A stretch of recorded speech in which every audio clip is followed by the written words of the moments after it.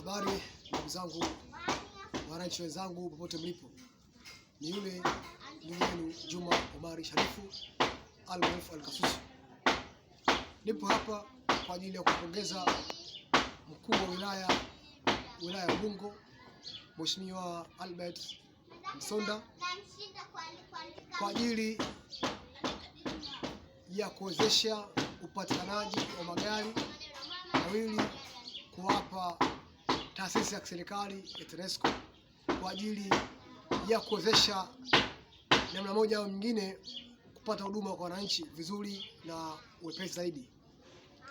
Kwa hiyo namba kongole pia sio yeye tu peke yake, na uongozi mzima wa halmashauri ya serikali ya wilaya ya Ubungo kwa maamuzi hayo mazuri zaidi.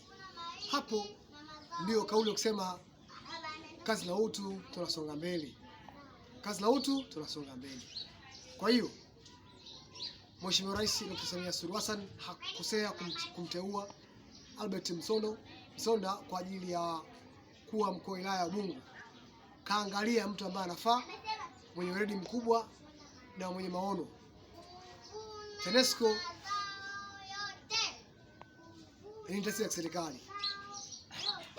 Baada ya kutoa changamoto zao, wanashindwa kuwafikia wananchi kwa wepesi, ndipo mwenyekiti ndio mkuu wa wilaya akawezesha kuwapatia magari. Hatuna budi kuunga mkono serikali hii chini ya Dr. Samia Suluhu Hassan. Inafanya kazi kweli.